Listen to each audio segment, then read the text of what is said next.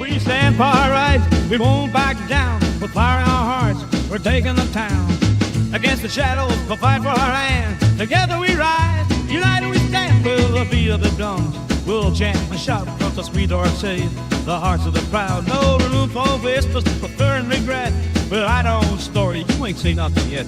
We'll freedom we cherish, we'll make the stands. We're ready up to fight, time for our dance.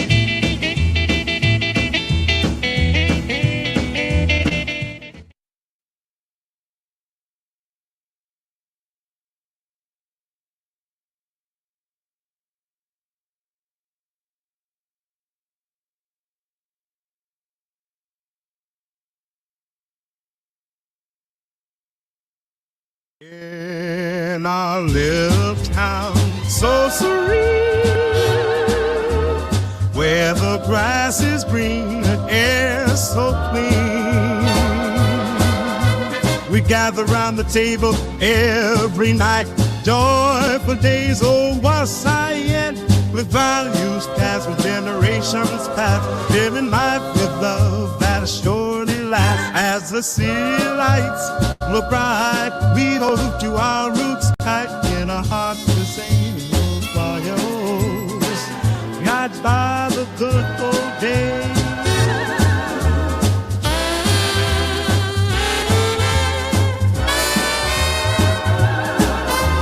Sharing moments with friends always divine, working hard for what we seek, respecting each word we speak, holding dear to our family ties underneath these nostalgic skies. As the city lights so bright, got too tight, in our hearts the same old fire. Oh yeah, we sway with every change of time, but in our hearts, old love and soul, that baby in our heart, getting like a thought ain't out. In this fast-paced world, we can fight. Traditions keep our hearts going wild, but you'll find in our hearts simple ways, we got it by the good old days.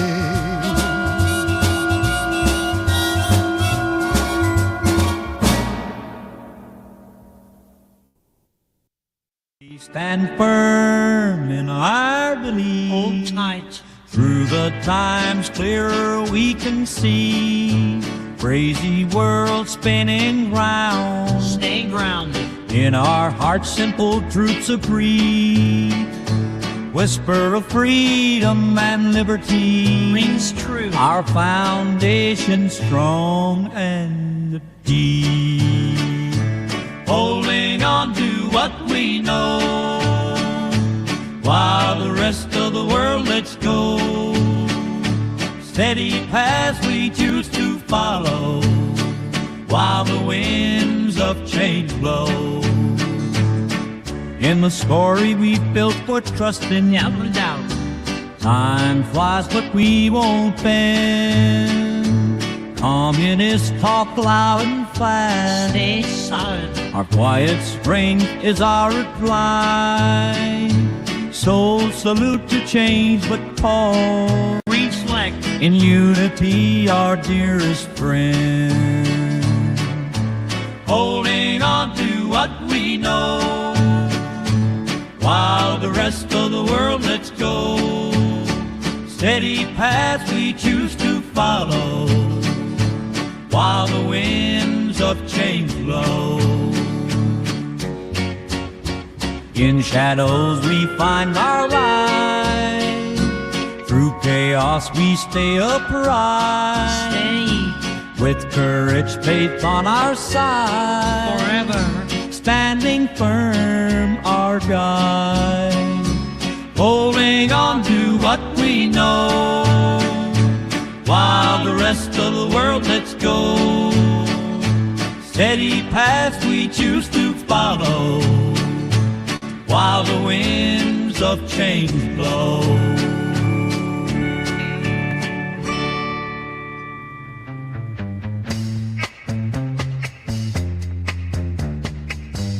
In the heart of the jungle there's a whisper.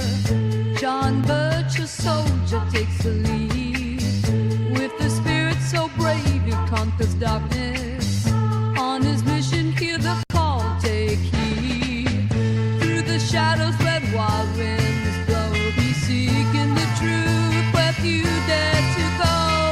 John in the heart of the wild, John on a journey so styled, John in the heart of the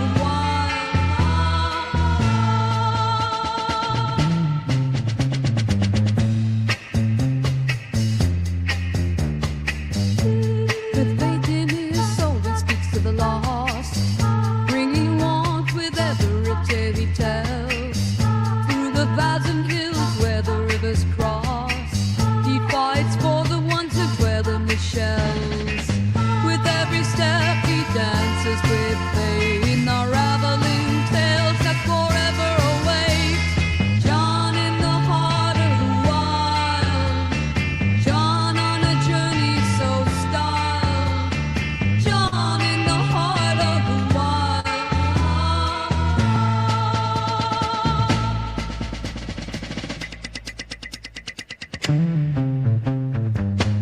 Through the battles, through the night, he carries a flame, a guiding light. For every soul that's searching for peace in his heart, may the sorrow cease. John in the heart of the wild, John on a journey so styled, John in the heart of the wild.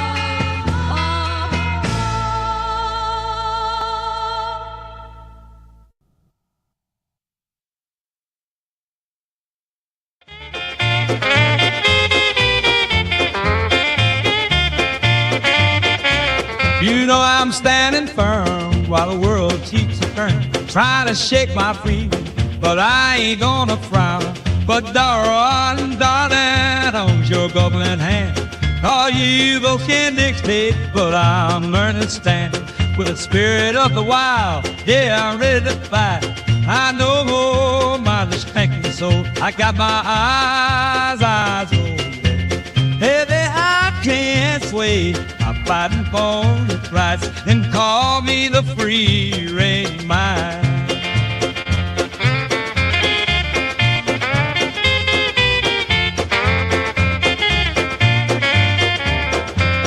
Never gonna waver.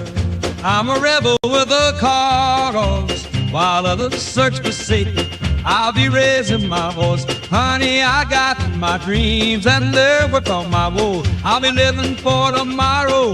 Let the whole world know. Cause freedom not a game, it's a rhythm in my soul. Reaching for the stars, yeah, that's how I roll. Baby, I can't sway. I'm fighting for my rights, and call me the free range mind.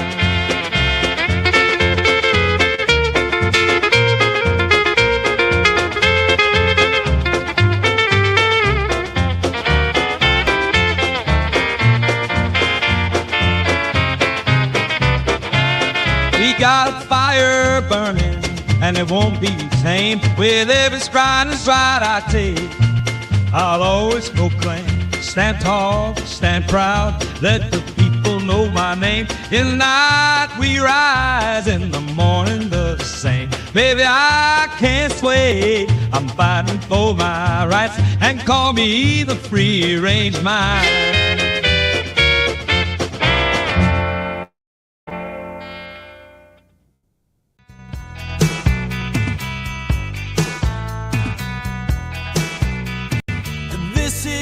What we hold, values that keep us grounded still. Stand up for what is right. Don't let the world make your will. Freedom and balance, it's here to stay. So let's embrace this life our way. Tradition calls. If you don't stand firm. Holding tight, if you let go of the reins, you'll miss your connection. So share a smile today in this community that we build. With love and respect, that's how our hearts can fill. We carry forward, we know our truth. In this great land, it's our time to move. If you want to stand firm in your lane in new direction, holding tight, if you let go of the reins, you'll miss your connection.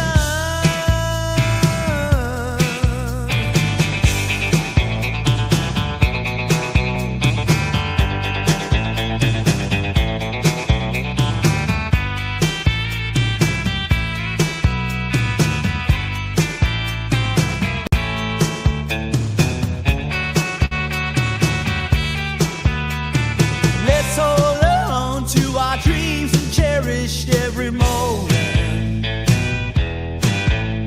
with values intact, we rust in them. We find our hope. Tradition calls. If you won't stand firm in your lane, you lose your direction. Holding tight, if you let go of the reins, you'll miss your connection.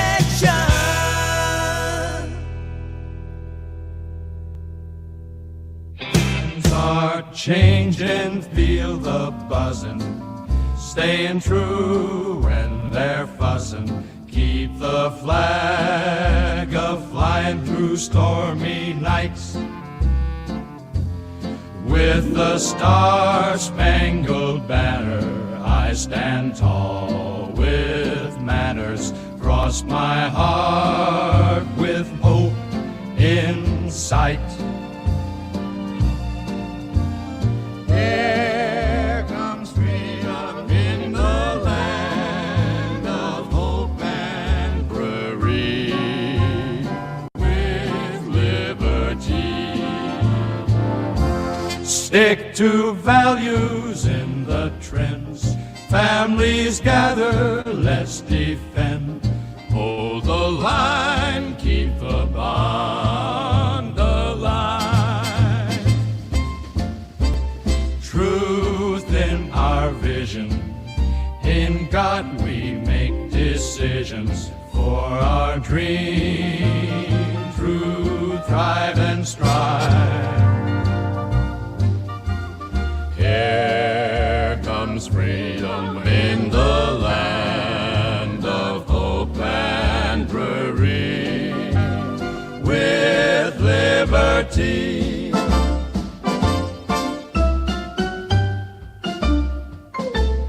We'll keep fighting for what's right, standing strong in the night.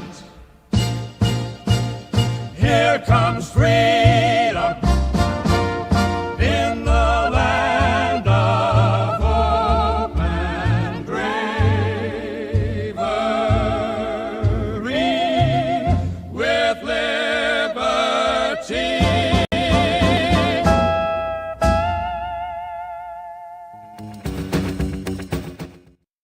In the heart they gather strong, pushing back the lefty strong.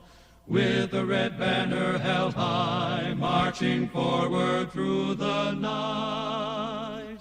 Promises of old will keep, as the donkeys start to weep. Stars and stripes forever sway, in the land of the brave we stay. We've got the power now, in the heart of every town. We've got the power now, the Reds are going down. With a flagpole planted firm, Golden dreams that won't decay, marching proudly through the day. in the eagle's shadow by, we find our strength and take our pride. Let the voices echo loud, tearing through the waiting crowd. We've got the power now in the heart of every town. We've got the power now, the Reds are going down. Across the plains and mountains tall, hear the victory call. With courage and with might we strive in the light of freedom's guide. We got the power now in the heart of every town. We've got the power now, the Reds are going down.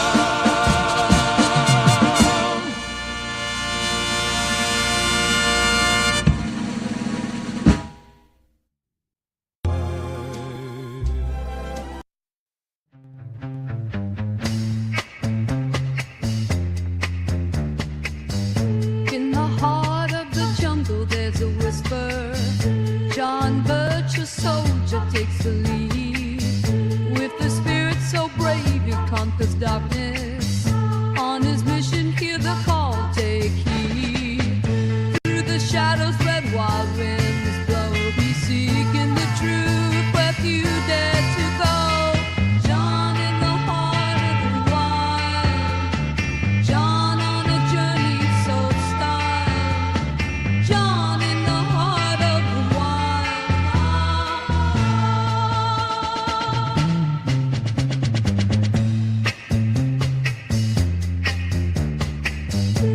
With faith in his soul he speaks to the lost, bringing warmth with every tale he tells. Through the valleys and hills where the rivers cross, he fights for the ones who wear the shells. With every step he dances with faith, unraveling tales that forever await. John in the heart of the wild, John on a journey so styled. John in the heart of the wild.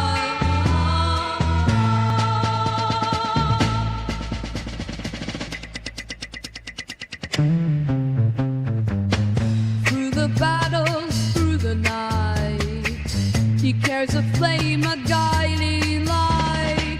For every soul that's searching for peace in his heart, may the sorrow cease. John in the heart of the wild, John on a journey so styled. John in the heart of the wild.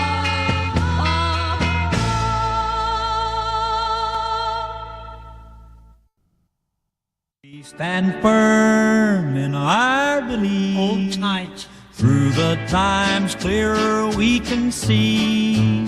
Crazy world spinning round. Stay grounded. In our hearts simple truths of breathe. Whisper of freedom and liberty. Rings true. Our foundation strong and deep. Holding on to what we know, while the rest of the world lets go. Steady paths we choose to follow, while the winds of change blow. In the story we've built for trust and Never doubt. time flies but we won't bend. Communists talk loud and fast. Stay solid. Our quiet strength is our reply. Souls salute to change but pause. Reflect. In unity our dearest friend. Holding on to what we know, while the rest of the world lets go. Steady paths we choose to follow, while the winds of change blow.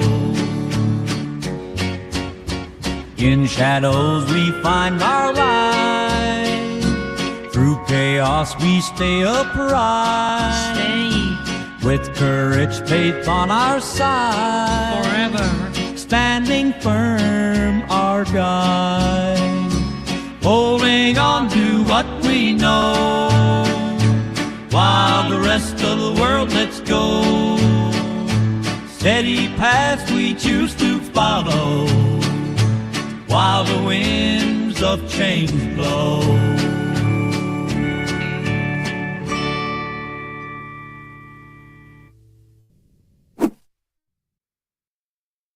Welcome to today's episode of Culturama, where on this show we are trying to reclaim the zeitgeist of traditional Americana back into the United States. I apologize once again for the slow start. I did run into some technical issues, including my camera here. As you can see, it's in a square shape. So I hope you guys can enjoy that as we proceed forward. But today we have a lot to talk about, including Trump's biggest L ever since he's taken office. So we're going to be talking about that, as well as a few higher academic institutions and some of their indiscretions that they've been facing with the contributions of Christopher Rufo. So we're going to be talking about that as well. And additionally, we have a special guest today joining us, and he is the ghostwriter of Jack Pozo and many other right-leaning figures. His name is Joshua Lisec, and I'll be talking with him a little later here in the next 30 to 40 minutes. So I think you guys are really going to want to watch that and enjoy that as we proceed forward. So I hope you guys have a wonderful evening, and we're excited to proceed forward with this. But in Culturama, I just want to open this up and say this, is that with every episode, we are trying to reclaim and change the discourse moving forward. So what that means is that not only do we have the conversations here on the show, but I also encourage you guys to have the conversations outside of the show, outside of the office, so you can have it with your friends and your family. So that's how we truly reclaim the zeitgeist, because the postmodern liberal institutions have reclaimed almost every aspect. I can't talk right now. Every aspect of the major American institution, including academia, including government, and what I call and what many call the deep state. And so that is the purpose of this show and the purpose of the conversations that we have here today. Okay, so saying that, I'm excited to announce the interview, but as well, unfortunately, some of the unfortunate news that we have to cover today, like the indiscretions happening within the Trump administration. Okay, I hope you guys are having a wonderful evening. Hello, Ashley Ann 8. I see she wrote, or you wrote first. Welcome to Ashley Ann. Sounds like a feminine name. So welcome, Ashley Ann. Very good to see you. And Bruiser 55, as usual. Pork Chop 159. Mr. Pig, Bucks Nasty, and Nelson 65. Welcome everyone. If you can, please like and share the stream if you can. Also, we are streaming on X. We're fully set up on X, so please go and share and like it and retweet it on X as well as in any other platform that you may be on. Also, if you want me to talk about or to cover a particular news story, feel free to do that by sending in a Rumble rant, and then I will cover the news story, answer your questions within reason, of course, everybody. So, very good to see you guys. Let me make this screen a little larger here so you can actually see me. There we go. How does that look, everyone? Okay, so we have a few major stories I want to talk about here first, everyone. And let me pull up the first one that I have scheduled here. Did you guys hear what happened with Homeland Security? Let me pull it up. Here we go. Take a look at this. So the Department of Homeland Security, or DHS, has tweeted this: help your country locate and arrest illegal aliens. And they tweeted this picture, and this picture was made by a very well-known Twitter account by CJ Angle. And they've tweeted this, and then additionally, on top of that, they tweeted this: the Department of Homeland Security, an actual government institution, wrote this, okay? The Mimetic Sisyphus is another Anon account on Twitter that is fairly big. And this is what I want to get at here, everybody, and this is pretty amazing, okay? Is that a government agency is tweeting, we all know that the Department of Homeland Security has been, tweeting memes lately, but now they are tweeting Anons. We live primarily in an anonymous or Anon, Twitter Anon, occupied government, okay? And this proves it. Mimetic Sisyphus. They tweeted the meme that says, "Don't make me tap the sign." They wrote, "Liberals don't know things. They don't read history. They don't obsess over facts. The few data points they do see, they forget. The entire world is driven by the consumption of fiction." Okay? This is amazing. And I think this is marking a new stepping stone and a new phase in the development of current American institutions. And we are seeing a major generational shift in the process of this and of these transitions. So that's what I wanted to show you guys here. They quote tweeted Governor Newsom press office, "Our love for America is stronger than their hatred," with a Star Wars meme as well here. We are seeing more of these shifts happening, and people have been saying that this would have happened with the incoming administration and with the appointment of J.D. Vance, which is our first, millennial vice president. And, this is also something I wanted to talk about. This is what I'm going to talk about next, ladies and gentlemen. Okay, but what I was saying is that because of this, we are seeing these major shifts in the institution, this generational divide, and we're going to see more of that because they are not only retweeting memes, but they're retweeting anons, anonymous accounts that have a major following online, which shows their acumen as far as the youth is concerned within the present online right-wing sphere. And that's very important. And that's what I wanted to talk about and get at here today. Okay? Also in the news, I do see happy birthday, Nelson. Is it your birthday today? Happy birthday, Nelson. You know what? Just for that, I might bring out Leo. Just for fun without having to get to the $70. So thank you so much, Nelson65, for letting us know that it is indeed your birthday. Happy birthday. I don't have a birthday sound effect here, but I think I can, I of course can pull a song up as we, going forward in the show. Israel getting lit up. Good night, everyone. Right, wrote the Liberty Tonight Show. Also, Liberty Tonight Show, thank you for dropping by, and thank you for reminding me. Yes, I think Israel just attacked a different country. Iran, was it? I don't know the news. It just came out as I was getting ready and setting the stream up, and I was a bit distracted with the technical difficulties, so forgive me, but I will look that up. But yes, Israel's getting lit up. Also, the Liberty Tonight Show is streaming right after this show, so stay tuned. Obviously, watch that. Always promote them. Funny show, funny stuff with the best guys, part of the 4 Liberty Network, okay? But yes, welcome Nelson65, and happy birthday. And to celebrate your birthday, let's watch a Democrat get arrested, shall we? So, Senator Alex Padilla. As you can see in the video, Senator Padilla clearly identifies himself. DHS still wrote this post falsely claiming he did not. He announced himself that he was being removed. Abby, please get your facts straight. So Senator Padilla, one of the congresspersons, basically stormed an announcement, and law enforcement wasn't going to take it. So they arrested his ass. So we're going to watch this clip here.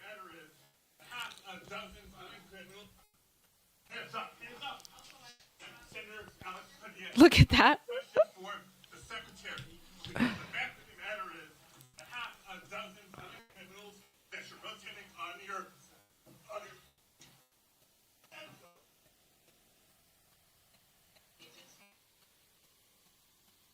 Many of the ICE agents have been doxxed, is what it says there.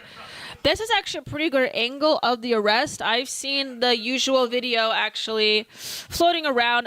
This, I think that you can see a lot more going on here. He's being jostled around. They don't care. The law enforcement.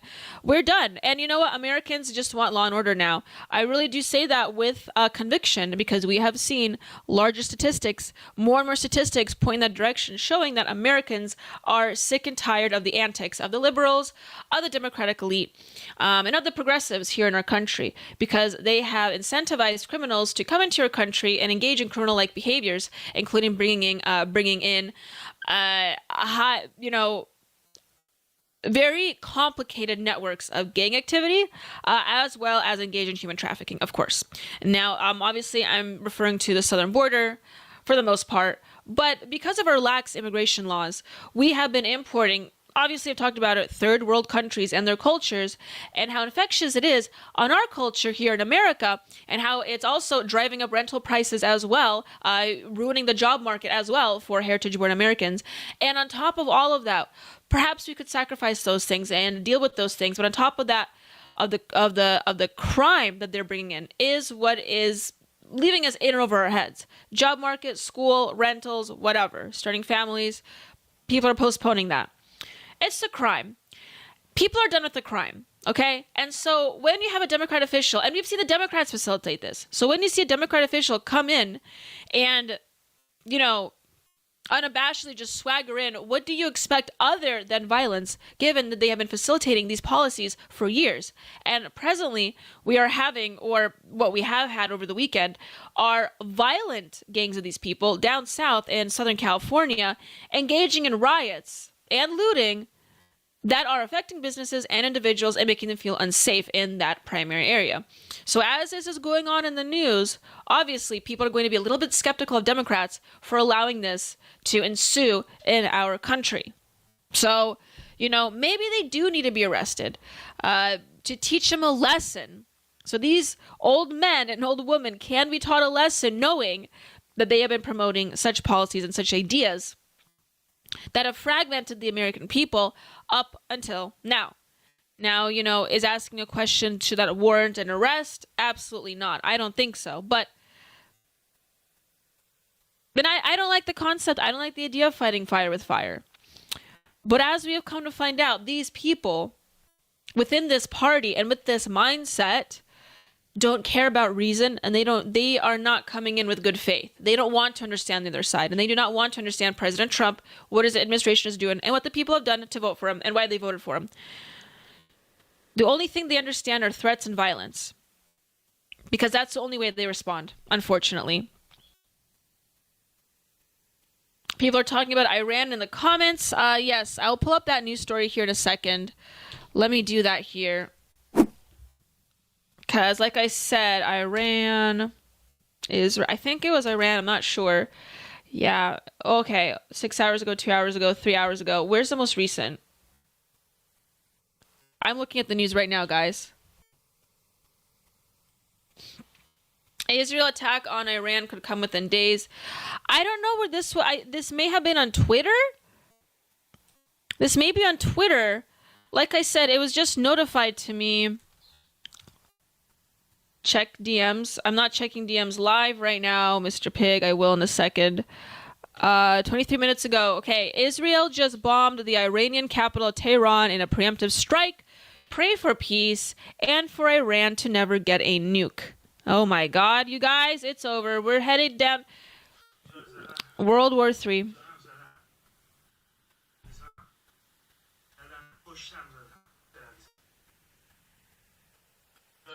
Welcome to the chat, APOC. Very good to see you, and thank you for your support. It's trending. Yeah, I found it right here. Well, it's nighttime over there, obviously, so... Okay, what else we got here? Here we go. Israel has just struck Tehran, Iran. The United States should not get involved in this. No more wars. Israel should just nuke us, because honestly, we made it this far, folks. I'm ready to go, so I don't want to go to war over this. They might just nuke us, if we don't participate. Do you think they would nuke us if we don't participate? Who knows? Who knows what Israel is capable of? That is quite unfortunate. No, obviously, we should not go into any foreign wars over this. Who would have thought that World War III could have potentially been started between Iran and Israel? You would have thought it was Ukraine and Russia. No. Ukraine and Russia, even though tensions are bad there, looking like World War III is not going to be started there. Israel and Iran, ladies and gentlemen. That would have been my second guess. That would have been my second guess.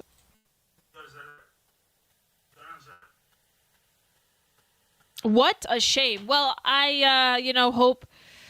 Listen, I'm not going to share my opinions on the Israel situation, the Israel and Gaza situation. Not really my place. I don't really care. At this point, I've reached a point in my life, and I'm sure you guys have, where we're dealing with a lot of things here at home. So, Charlie Kirk is doing a clip right here. Israel strikes Iran. Almost certainly. Oh, there's Jack Pozo. Speaking of Jack Pozo, we're going to have his ghostwriter come on today's show for a quick interview. So I better hurry up and get to the news before I get him on, everyone. But, yeah, very fortunate what's happening in Israel. I don't think I need to say this. We have a lot we're dealing with here at home. Waste of resources, waste of our time, waste of lives to even get involved in this. The invitation to start World War III has been sent, and we will hopefully decline. Donald Trump has been taking a few L's today. Really hope he'll be clear and adamant that we're not going to get involved, so he doesn't keep racking up those L's. So we're going to have to see what's happening. Stay tuned, everyone. I'm going to go on a quick commercial break, and I will get my guest up here soon. Like I said, Joshua Lisec, ghostwriter for Jack Pozo, and many others. We'll be having him on as well before we proceed forward. But until then, enjoy this commercial break, and I will be right back.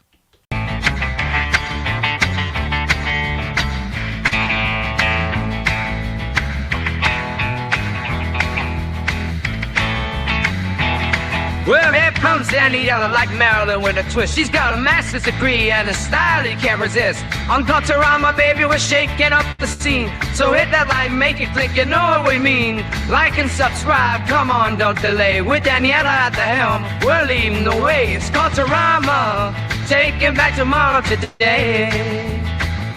You have to force behaviors, and at BlackRock, we are forcing behaviors.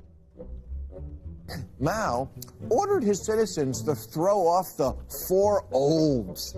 Old thinking, old culture, old customs, and old habits. So, your whole life went in the garbage overnight, no biggie. And those who resisted were attacked by an army of purifiers called the Red Guard, who went around the country putting dunce caps on people. Yeah.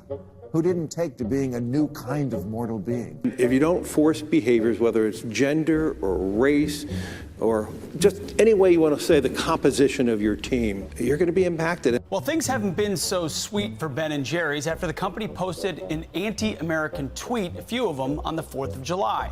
The ice cream makers declared the United States was founded on stolen indigenous land. Well, someone should tell Target that, because they're now selling swimsuits with tuckums in the women's section of the store. And they even have a line just for kids. Yeah, we're going to reach out to Ben & Jerry's and ask them how they can live with themselves as they operate a multi-billion-dollar company on stolen land while declaring other people give up their so-called stolen land. This is the child section. This is literally the kids section. I'm next to a literal onesie that says whatever the hell that means. We have "Glad You Came Out" and "I'm so happy that you're queer" in the kids section. Are you kidding me? I'm sorry, but pride and toddler don't belong in the same sentence. Good news! Starbucks will offer its workers reimbursement of travel expenses related to accessing abortion and gender-affirming procedures. Kyle Rittenhouse was seen wearing a Black Rifle Coffee Company shirt, and they wanted to distance themselves from that individual.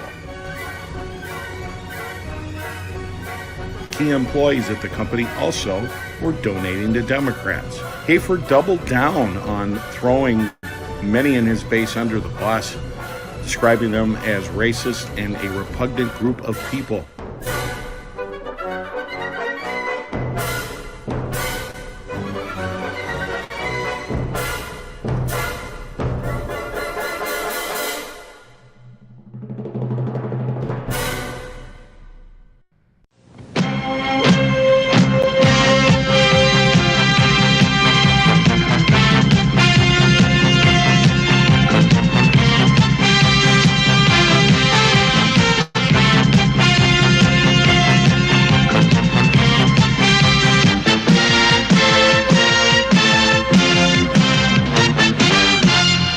liberty lovers, stop scrolling, because if you're tired of the same old news, then I've got just the wake-up call for you. I want to thank you for tuning in to Culturama, and I know that you're enjoying every minute of it. Join us at rumble.com/AP4Liberty. The Wake Up America show is Mondays through Fridays, 7 to 9 a.m. Central Time. It's a great way to start your day. Coffee's optional, but waking up is mandatory. Remember, at Wake Up America, we'll keep you sharp, we'll keep you laughing, most of all, we'll keep you free. I'll see you in the morning.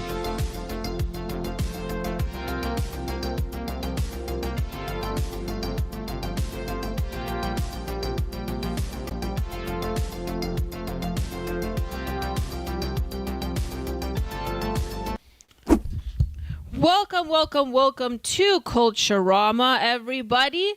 I have a wonderful story for you. So, as we already talked about,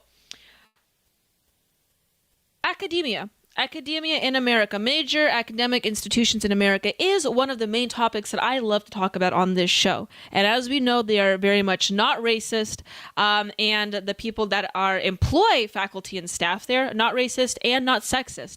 As we know, they are an institution that is highly driven towards egalitarianism, equality, and really engaging with healthy conflict, discovering new ideas.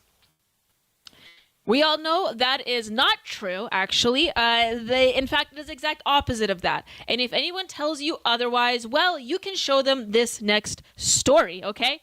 I have this very interesting story brought to you by Christopher Rufo himself, the man that, I will say this. Christopher Rufo is a very engaging figure and a very important figure in the right-wing movement here in America and in the culture war movement here in America. And he has contributed a lot of positive things to the movement. Now, including stories like this. This was released today. Big deal. Breaking. Lockheed Martin Human Resources Director, her name, LaWanda Moorer. Okay. This individual right here, who demanded that managers remove whites from the year-end bonus list and replace them with lower-performing minorities, has deleted her LinkedIn account. Everybody. This individual was encouraging employers to purposefully, specifically not hire white people, specifically white men. And her LinkedIn page is gone. Thank God. Here's this link to the story. Let's read together. Whistleblower. Lockheed Martin awarded bonuses based on race. The company allegedly required managers to reward employees on the basis of their skin color alone and contrary to documented performance. Many believe that masculine industries, I like how that's titled there, because it's true. It would be masculine industry, such as military and defense, are naturally immune to left-wing race and gender ideologies. Not so much with academia anymore, which, used to be a highly masculine institution, not any longer. This is mostly a myth. These institutions are organized according to prestige and profit, when those signals point towards woke industry leaders have dutifully followed. Take America's largest defense contractor, Lockheed Martin. As we have previously reported, after the rise of Black Lives Matter movement, Lockheed adopted radical DEI policies and, in one instance, required white men in leadership positions to attend racial re-education programs and atone for their white male privilege. Most of these men have gone to school, have went through the entire gambit of maintaining and getting that education that they needed to get into these industries. So they have been largely psyoped into thinking that their race, their ethnicity, and their sex is devoid of any meaning and significance. And not only that, they should root themselves out from those major institutions. And on top of that, that has now bled through and into organizations such as Lockheed Martin and into the professional world.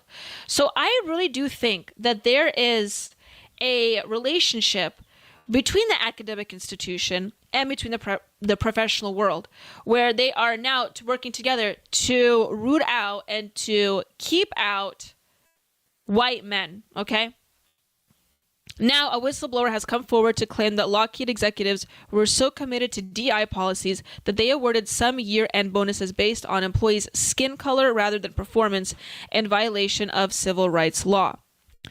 The story began in December of 2022, when the whistleblower was preparing recommendations for the Aeronautics Division's year-end bonuses. The whistleblower was proud of the work the team had done to calculate awards. But soon after the bonuses were submitted for approval, higher-ups told the whistleblower that they were a problem. The Comp Adder list, which is what it's called, which named recipients of bonus compensation, had too many white employees on it.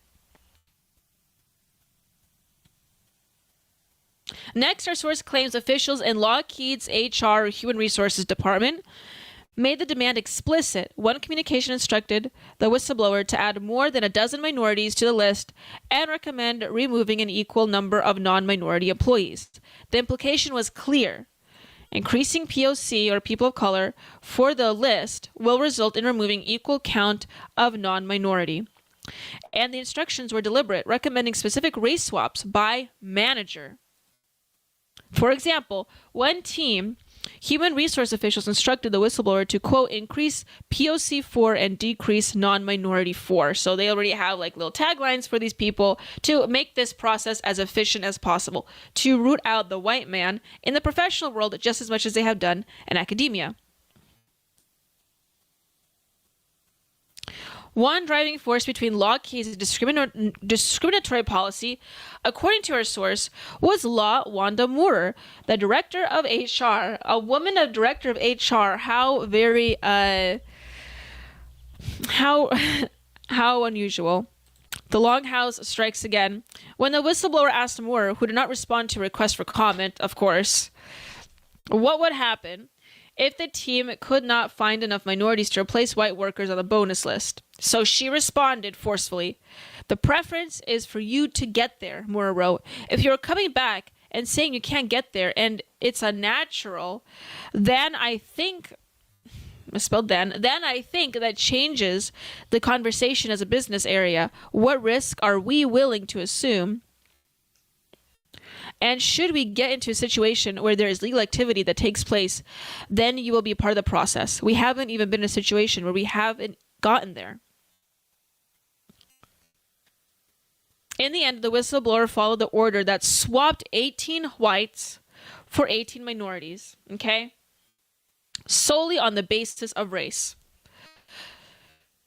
A few months later, our sources left the firm and penned the resignation letter to colleagues. So, we already know that these like I said, I'm going to say it again. We already know that these DEI policies are explicitly placed in the college admission process. Christopher Rufo has revealed that already. And thanks to the Trump administration, a lot of that, it's not perfect, but a lot of that has been sort of acknowledged and dealt with, and we're in the process of dealing with it. Additionally, we have stripped layers of these sort of recommendations, you could say, not necessarily requirements, but these DI recommendations and some requirements, actually, from the government institution and from the major bureaucracies that we are relying on today for the functionality of our nation. But in the private sector, a lot of this hasn't been exactly resolved, and this is the reflection of that we are still seeing. And within the private sector, they are, unabashedly doing this, where they will go right up and say, the HR will go right up and say, we're actually not wanting to hire you. In fact, we will replace you and actively be hostile to your progress in this profession just because you are white. Okay? And that's the world we're living in. And again, if anyone tells you otherwise, you can show them this story, specifically this. Lockheed Martin actually wrote down specific numbers of white people to eliminate from the year-end bonus list. They actually wrote this down. Look at this tweet, you guys. This is crazy. They wrote down, look at this. They wrote down specific numbers of white people. Actions required to take. Maggard, level 2, increase POC 4, recommend. So like Donnelly, these are the last names I'm assuming. Ward, Wirtz. So they're literally like taking the names of these individuals and wanting to replace them.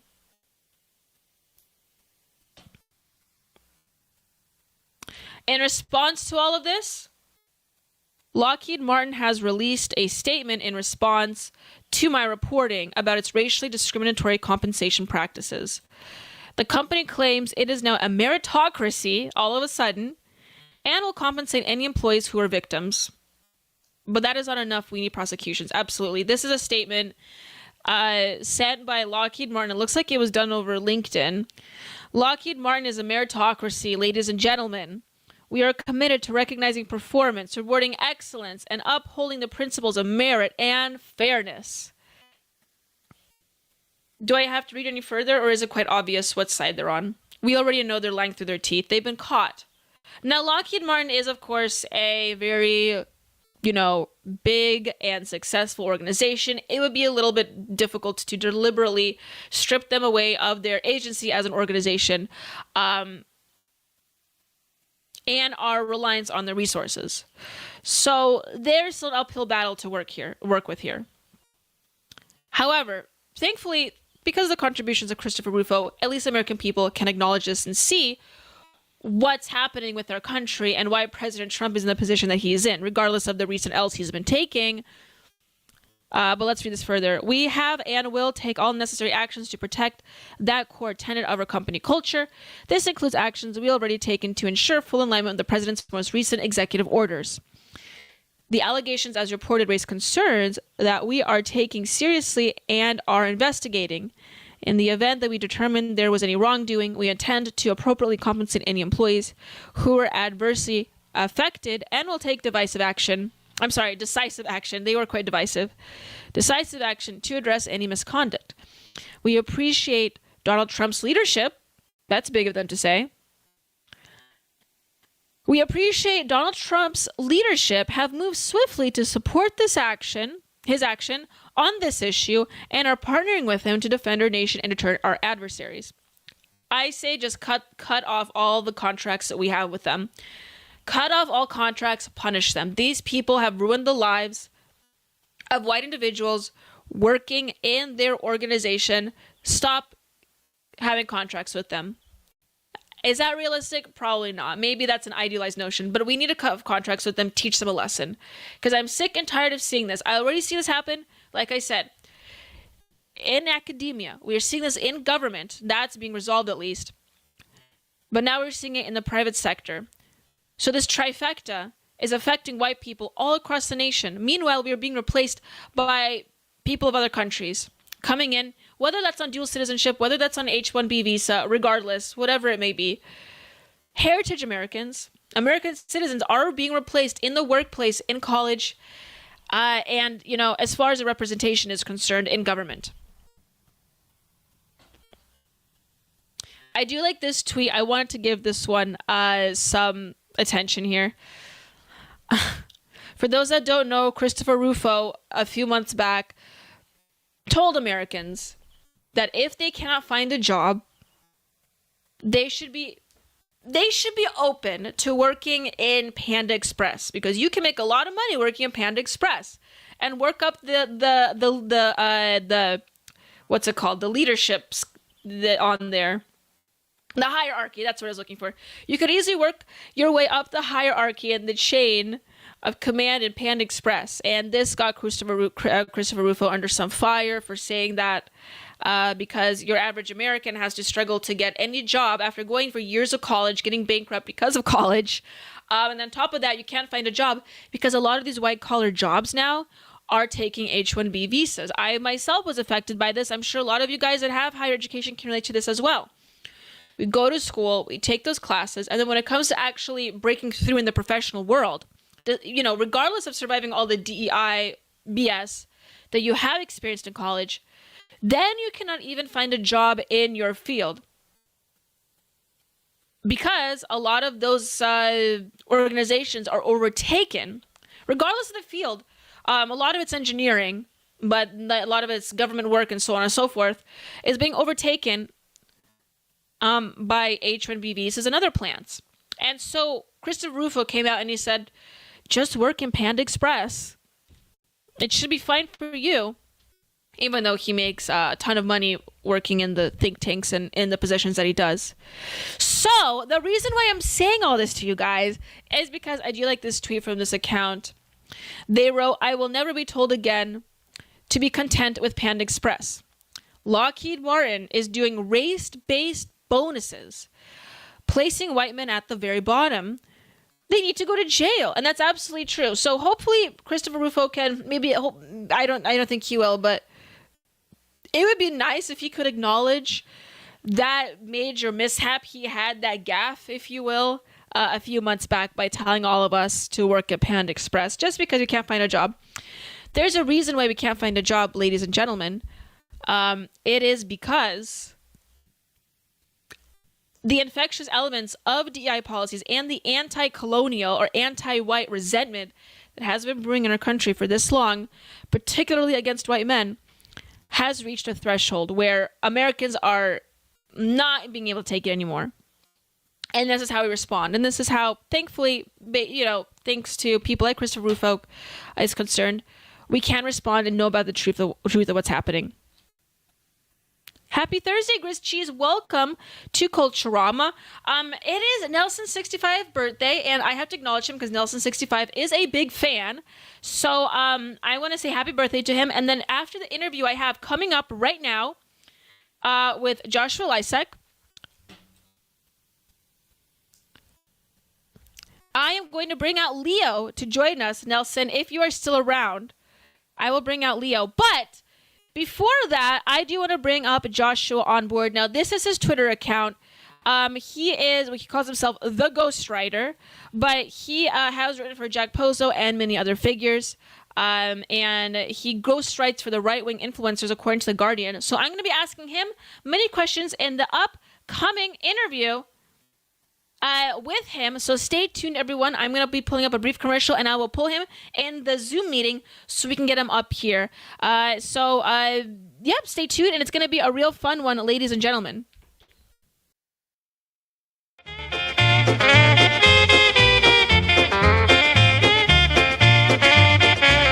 You know I'm standing firm while the world keeps a turn, trying to shake my freedom, but I ain't gonna frown. But darling, hold your goblin hand. All you evil can dictate, but I'm learning to stand with the spirit of the...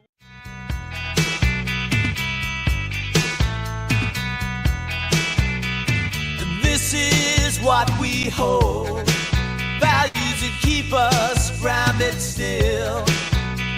Stand up for what is right, don't let the world make your will.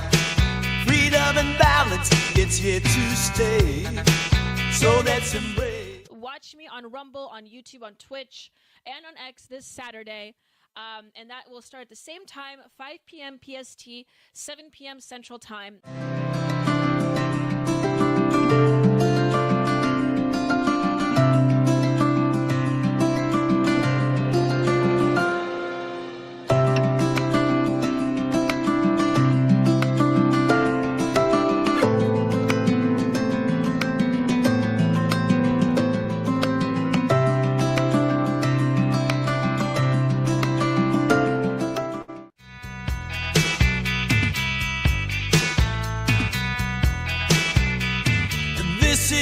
What we hold, values that keep us grounded still.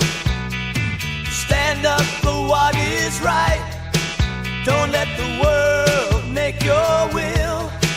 Freedom and balance, it's here to stay, so let's embrace. Watch me on Rumble, on YouTube, on Twitch, and on X this Saturday. And that will start at the same time, 5 p.m. PST, 7 p.m. Central Time.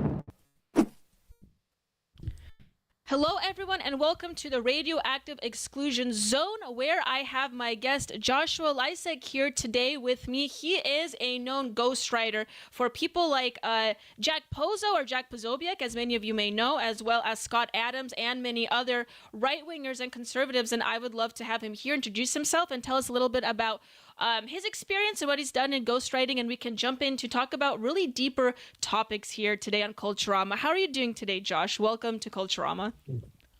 I'm pretty dandy, Daniela. Thanks for having me on. Wonderful. So you are, as your Twitter shows, it says that you are a ghostwriter. Could you tell us a little bit about that process and what that's like? And I know you've written recently for Jack Posobiec as well as many others. Could you just explain that briefly for the audience? Sure thing. Yes. This past Friday, I had just finished ghostwriting my 100th nonfiction book. There are a number of expectations people have about ghostwriting. It's this idea that, someone hires a writer, a freelance writer, to write their book, and then they get it back after a number of months. And it may or may not have any stories from the author's life, and then they put their name on it, and then there they go. That's sort of the Hollywood version of ghostwriting. It's really not like that. It's more like a collaborative experience where I'm meeting with the author every week or so, maybe even a couple of times a week, going back and forth, sending Telegram or Signal voice notes. Hey, what do you think about this chapter? What do you think about this idea? It's really collaborative. And I've more so recently got into editing existing like raw manuscripts, which is what I did with Scott Adams, and then with Jack Posobiec. He was actually my co-author, so like we're both technically authors of the book, so I get the byline for those. It is because that's something that I'm ideologically aligned with, and when there are two people promoting a book, marketing a book can be half the trouble when two people are marketing it at the same time. I've done that a few times. We had a couple of books on the New York Times bestseller list last July doing the co-authoring approach. And when you got two people promoting a book at the same time, that can really help. Only recently, Danielle, have my books been into politics and current events. Most of my authors over the years they've been business entrepreneurs, they've been founders, executives, investors, people who want to sort of plant their flag and their niche, so to speak. There's been a lot of health, nutrition science, diet, fitness types of influencers and founders over the years. I have a little niche over there. Some people might be familiar with Dr. Philip Ovadia. He had a book and also a podcast called Stay Off My Operating Table. He's a sort of an underground author who became a big deal and has had some significant influence in the MAHA, or Make America Healthy Again, community. Right. Wonderful. Well, that's all the things that I think people could relate to here in this show as well. Thank you so much. I am curious, what originally got you, what is your background in? I know you've been writing for a long time, but have you originally, was this always something that you wanted to do, or did you just stumble into this career path? It happened completely by accident, yes. My ambition as a youngster was to be a professional published novelist, make a living as a novelist. Okay. And I was 20 years old when I got myself a very small 2-book publishing deal for a couple of action adventure thriller novels that I had written. And as I'm going about marketing those and signing copies and meeting fans, something interesting happens. And the interesting thing that happens, which was completely unexpected, was 2 different people, both boomers. They said, Joshua, I have wanted to write a book longer than you've been alive, my good man. And they said, can you help me write my book? And I said, is that a thing? I didn't even know what ghostwriting was, right? So I said, okay, fine, sure, I'll help you with your book. And that was 14 years ago now. Interesting. That's fascinating. What have you learned if you could say, if it also, let's just pretend that the audience, someone in the audience wants to do this. What is the biggest lesson that you've learned in this profession that you could give them right now? What's the main lesson that you've learned in doing all this? It was in 2017. It was right around Christmas. I saw an article. It was either in The Guardian or The Atlantic, one of the mainstream publications, where GPT-2 from OpenAI had been released to a select number of academics and journalists.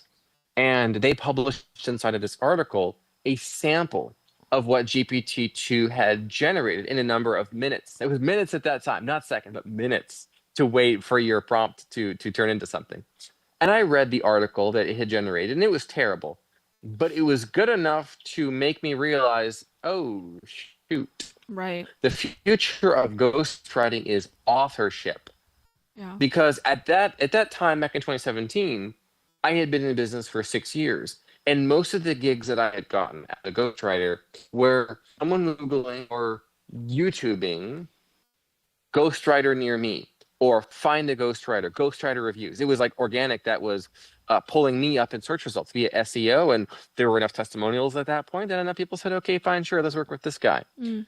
But I realized I needed to have my own books out under my own name, and that would be my marketing, rather than just being sort of this hidden guy behind the shadows. And then people would, now what's happening over the last like year or so is people who have read the Unhumans book I did with Jack Posobiec, they reach out to me and they say, Joshua, I'd never thought about writing a book before, but I want to write the Unhumans of my industry or my niche or my topic, something like that.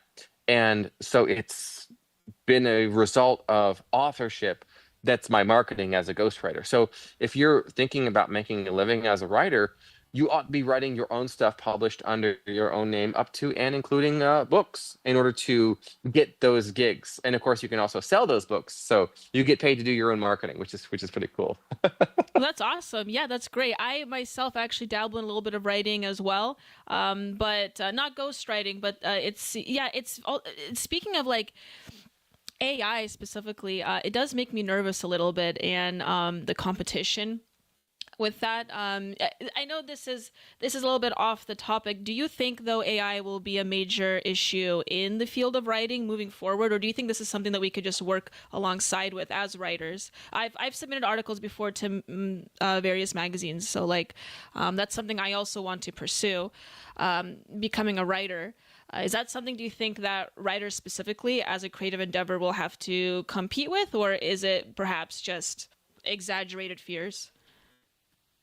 Freelance writers and copywriters are having a very hard time right now getting gigs, because the type of companies that would hire them, they can spend $20 a month on an AI tool, and it's 65% good enough, and then a human who's like a marketing specialist or a VA or an admin or the assistant to the CMO, for example, they spend a few minutes editing it, and then okay, this is now 85% good enough. So instead of spending, hundreds of dollars equivalent or thousands of dollars on, let's say, hiring a professional, they spend a few minutes and a few bucks, and now they've got something. So the freelance copywriter, freelance writer space is a bit hosed, frankly, just because it's fast and cheap and pretty good. But where there are still going to be many, many opportunities for professional writers is, what are those subjects that AI is forbidden from generating accurate output on? What are they forbidden? Very, very good observation. Yeah. Yes, and so that's what you need to be writing books about. That's what you need to be writing about with your developing your personal brand and building an audience around. Sort of like generic stuff that anyone could say about anything, politically or news-wise, current events. Your industry, even. You need to be saying the things that make a person go, whoa, can you say that now and not get canceled? Like, has the Overton window shifted that much? Really? That's your sweet spot. Yeah, no, that's a really good point, actually. I've seen some people online, like on Twitter, complain. I saw this one woman who was a poet saying that she feels like she's completely replaced. A lot of fiction writers I've heard felt the same way. But you're absolutely right. When it comes to specifically politics, it seems like politics and culture, and finding that niche where you can actually make relevant critiques in a way, and generating new concepts that the AI frankly can't generate on its own. Very interesting, and I think you're right about that. But let's shift gears here a little bit, because we're talking about the profession of writing. I wanted to talk about, because you originally made the post that you want to talk a little bit about what you mentioned was the division of the sexes. Is that correct? Online, you're looking for places to speak on, and that's sort of my next question for you. So what do you think, because as we've talked about on this show before on Culturama, I have many times, there is a great division between the sexes culturally, it seems like, at least in the United States, but other parts of the West. And, you know, this is a big question that we're all struggling with and contending with, but I wanted to ask you specifically, how do you approach that, and what do you think is the source of this conflict, if any? Yes, yes. I first noticed that there was, let's say, a problem, and in ghostwriting, by the way, and in doing books. So over the years, I've had a number of high net worth and ultra high net worth individuals who wanted their memoir done, and I noticed that female clients versus male clients are very different, very different. And the big difference I spotted that sort of got my spidey senses tingling. Wait a second, that doesn't sound right. There's two issues actually. The first one was, there would be, let's say, an episode or an anecdote that a male memoir author would want to share in their autobiography. And it's really juicy. But then they would go, I can't put that in there. My wife would kill me. They would say something like that. Okay. For an identical, let's say, risque story that a female client would tell, I would say something like, are you sure you want to put that in there? And she'd say, well, what do you mean? It's my story. I can say what I want. I can do what I want. My husband's just have to live with it. It's my story, my life. And they would start twitching. And I thought, so you don't really care what your husband thinks about this? It's my story, my life. Who is he to tell me what I can't? And they would get a little bit triggered and hot and bothered. And I thought, oh, shoot, this is interesting. Huh. That was the first observation I had, that men and women are very much not the same. It took me this long, right? Yeah. But that was the first one. The second one was, I noticed when working on personal development books, self-help books, and how-to books, there are those that are specifically for women, and then those who are more so targeting men. And the voice and style and tone for those written for women it's always been, and honey, you deserve everything you want. And all the things that you need, you deserve to have. You deserve the absolute best. And then with men, it's, of course, always, you've just got to, bro. You absolutely must. You have to. And that's a tone that resonates with male audiences. Interesting. Okay. That actually inspires action. And I thought, the way that we're writing for commercial audiences is completely different, because men and women are in completely different states of mind, generally speaking, in the culture. And we know this is not, let's say, an exaggeration from or like people. They got the money to back it up, the data, what books people are actually buying. Men are buying the books that tell them, you just got to, you have to, sort of like, you are not enough and you got work cut out for you, bro. And the voices for the women, of course, are, whatever you want, you should have it. Whatever you feel, that's your truth. You deserve it. You want it, you should have it. And it's not fair if you don't get it. And he's a toxic husband if he doesn't give it to you.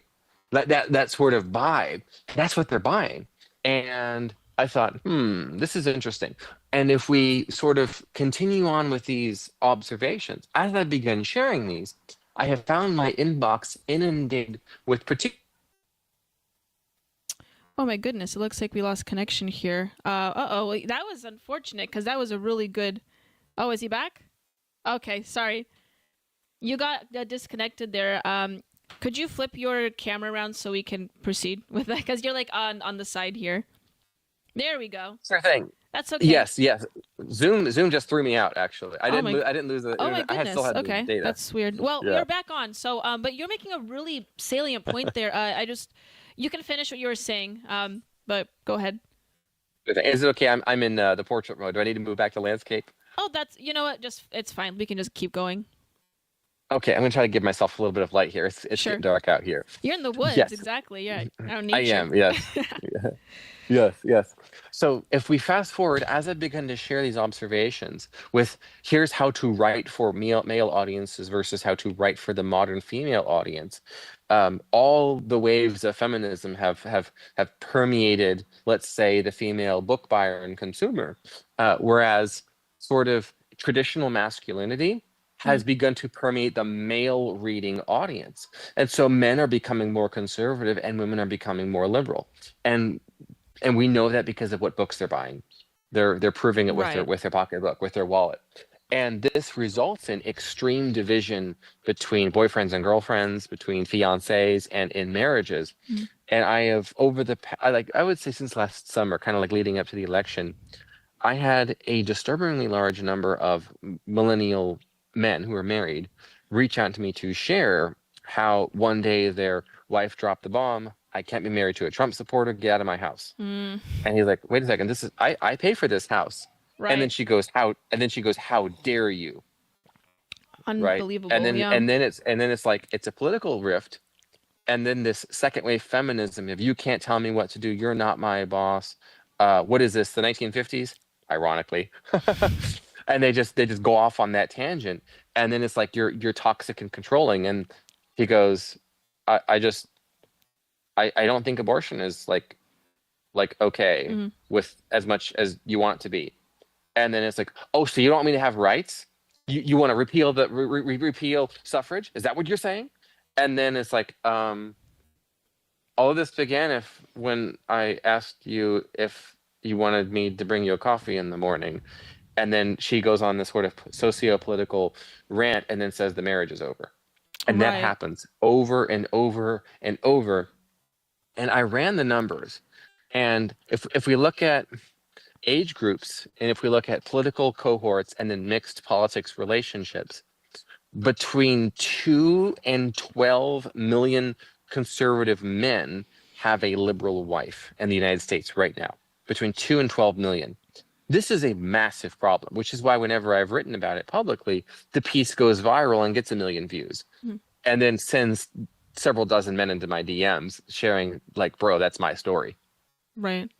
That's a really good observation. And there's a lot to unpack there. I did want to ask you, because as you're explaining this to me, I do talk about this, and I've written about this before as well, and I talked about it on the show, that I also see that there's this pattern of this, what I call the infantilization of women. But it's sort of like, we're offering women all these opportunities, and like you've exactly, perfectly pointed out here, is that even though they're giving these opportunities to prove themselves according to their own feminist principles, which, ironically, I think goes against this message that you're talking about that is published in books and in media and so forth, that says women deserve things, whereas men have to earn things. And a true feminist, I would say, would put herself at the level of the man and want to earn things just as much as the man does, but that doesn't seem to be the case. And I don't know whether this is due to culturally or biologically or whatnot. Have you ever heard of the phrase, I forgot exactly how it goes, but it's like women are and men do. Are you familiar with that idea? Yes, I believe it's Camille Paglia who originally wrote that maybe 50 years ago. I believe so, She said, women are, but men must become. Yes, thank you. Men must become, exactly. And so I can sort of see this in the biological framework, but culturally, I still think it's very much toxic that we're teaching women that even though they want the best of both worlds, they want to see that they are equal to the man in which they can earn things, but at the same time, they deserve things, and they should have to work for them. Do you think that this message is more relevant, or not more relevant, I guess I would say more present today than it was in the past, like 40, 50 years ago, or do you think this has always been present in American culture? Or I don't know, what's your take on that? Social media has greatly amplified every message that catches on, that appeals to people. And what we see social media doing is it shows more people, more than ever before, all the highlight reels of other people's lives. And so you take a given, let's say, 29-year-old woman who lives in, let's say, Chicago or New York City. and the highlight reel of other women that's presented to her, what she sees other people having that she then desires. It is communicated to her through all media she consumes. Other women have this. You should too. You deserve it. And if you don't have it, it's not fair. Mm. And that's the message that is told to her in one way or another, over and over and over and over and over, across all fiction and nonfiction, across all movies and TV and everything. And it's made worse by the reinforcement of second wave feminism, which is you don't need no man. Mm. And so we see the modern heroine across, let's say, fiction. Her success story is no longer needing a prince or needing a male hero in any case. We saw that with the second wave feminist retelling of the Snow White film, of course, that hilariously bombed. It goes back to, which is sort of a Star Wars reboot of the sequel trilogy, right? Where we have this Mary Sue type of character who's Right. absolutely perfect inexplicably. And then we had that with Toy Story 4. So this is going into the children, right? Where like Bo Peep is perfect and awesome and amazing and like rips her outerwear off and is skimping about in literally her underwear of that outfit and like bossing Woody and Buzz around like they're a couple of buffoons, like it's a commercial with the stupid dad and the kids and wife who are really smart. So that message is showing up everywhere. You don't need no man because men are stupid and idiots, and also they should give you everything that they want. It's a strange mixed message. And there are positive alternatives to this through organizations like EV Magazine, for example. EV is great because they're able to, let's say, understand the modern educated urban woman and what she's interested in and what she wants. So it's a fantastic women's magazine, but they're not like quote unquote conservative. They're just like, here's what women actually want. And we don't have to say men suck. we could just say, yeah, you want a boyfriend, right? Well, yeah. Okay, here's how to get one. It's sort of the sort of actual content that is uplifting and positive and does not speak into this infantilizing of women like you pointed out here. Mm-hmm. Interesting. Do you think that, and I see this a lot within right-wing spaces, this what I call Tateism, or what Andrew Tate preaches. Do you think that this is also exacerbating this problem that you speak of? I would say Tateism, and also like the what is it called? Like the it's not. It used to be MGTOW, Men Go Their Own Way. I don't know if you're familiar with that movement.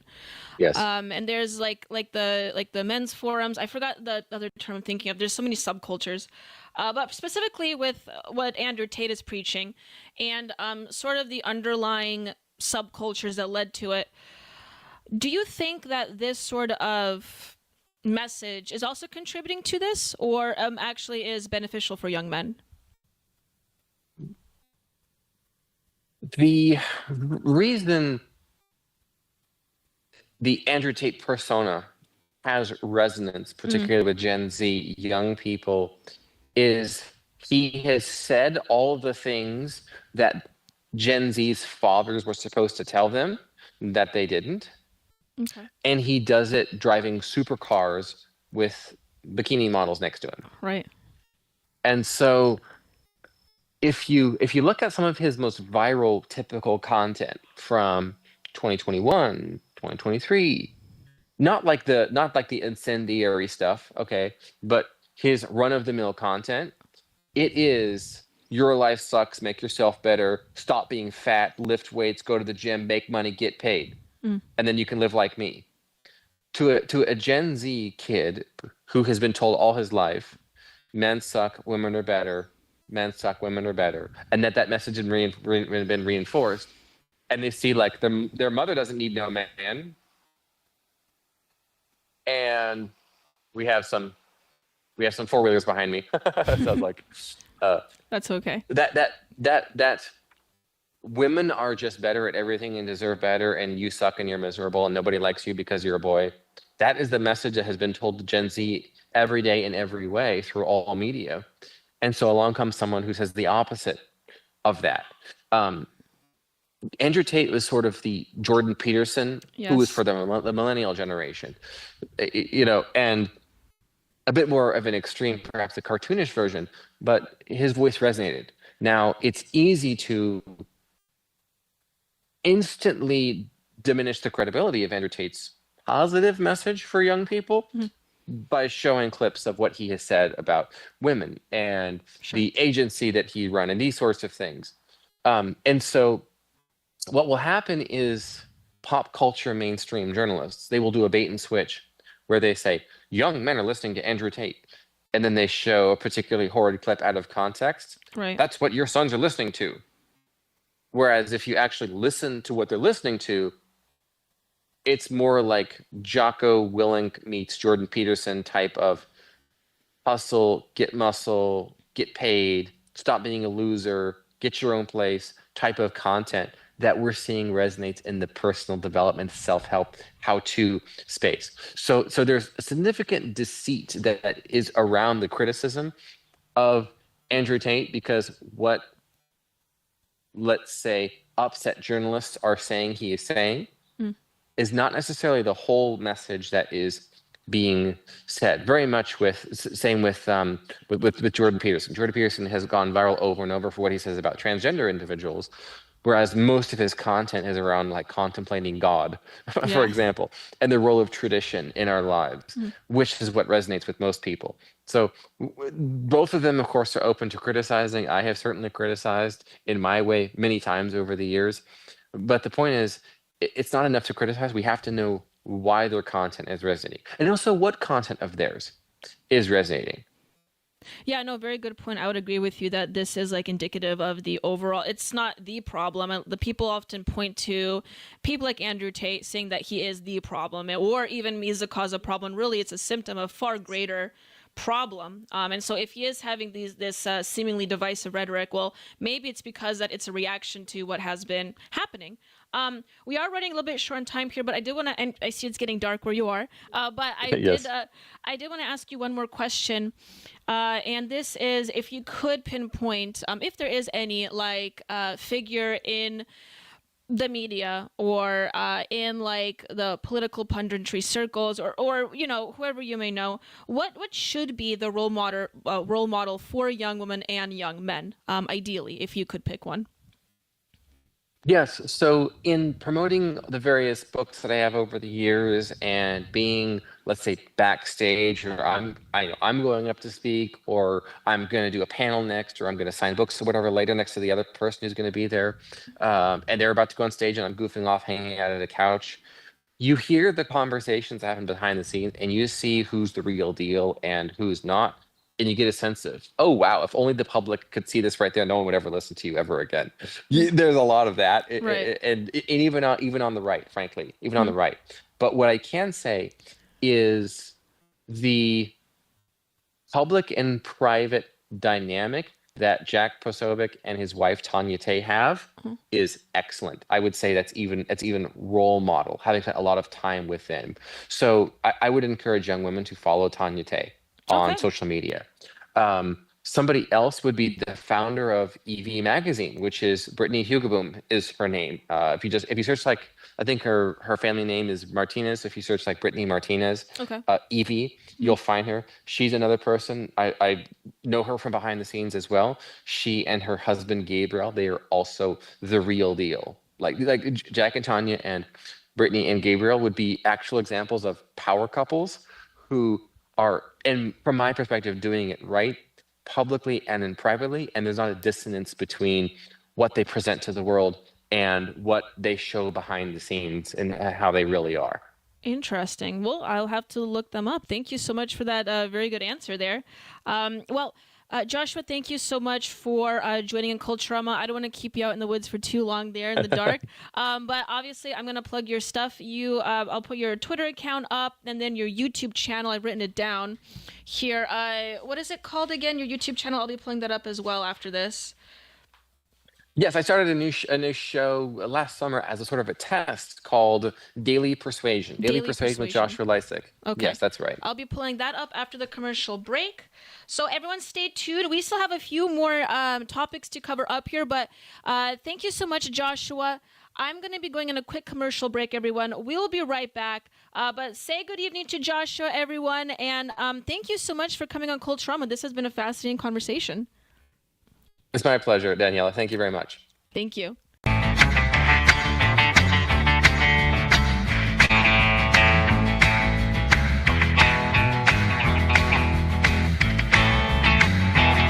Well, here comes Daniela like Marilyn with a twist. She's got a master's degree and a style you can't resist. On Culturama, baby, we're shaking up the scene. So hit that like, make it click, you know what we mean. Like and subscribe, come on, don't delay. With Daniela at the helm, we're leading the way. It's Culturama, taking back tomorrow today.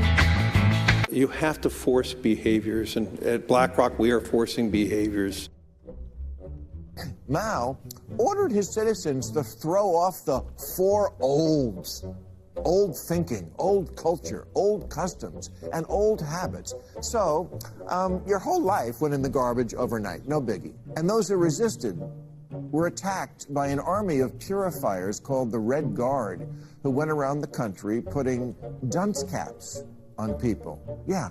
Who didn't take to being a new kind of mortal being. If you don't force behaviors, whether it's gender or race or just any way you want to say the composition of your team, you're going to be impacted. Well, things haven't been so sweet for Ben & Jerry's after the company posted an anti-American tweet, a few of them, on the 4th of July. The ice cream makers declared the United States was founded on stolen indigenous land. Well, someone should tell Target that, because they're now selling swimsuits with tuckums in the women's section of the store.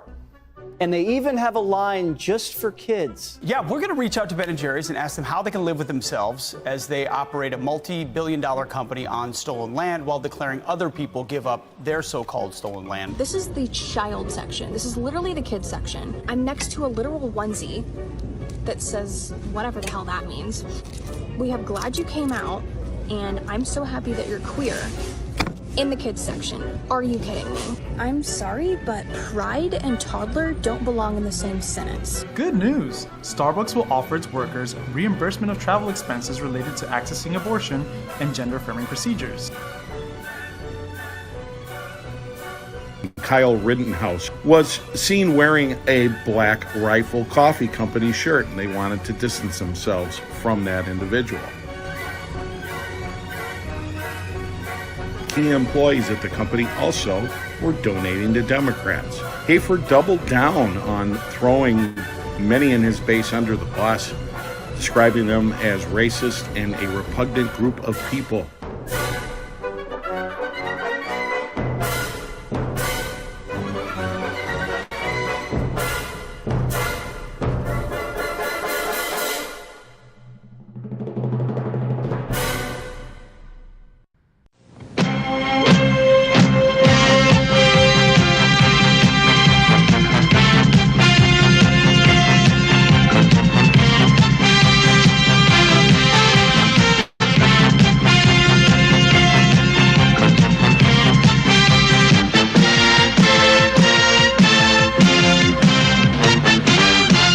Hey, Liberty lovers, stop scrolling, because if you're tired of the same old news, then I've got just the wake-up call for you. I want to thank you for tuning in to Culturama, and I know that you're enjoying every minute of it. Join us at rumble.com/AP4Liberty. The Wake Up America show is Mondays through Fridays, 7 to 9 a.m. Central Time. It's a great way to start your day. Coffee's optional, but waking up is mandatory. Remember, at Wake Up America, we'll keep you sharp, we'll keep you laughing, most of all, we'll keep you free. I'll see you in the morning.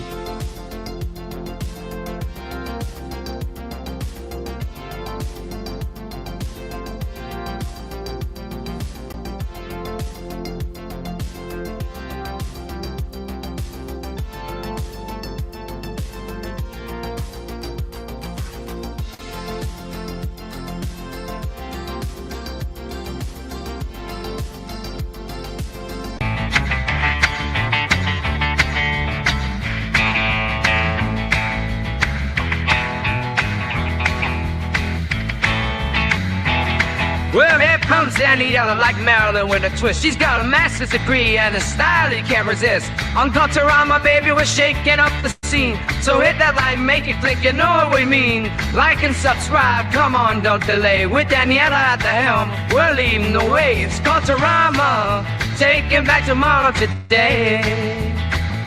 You Monster kill.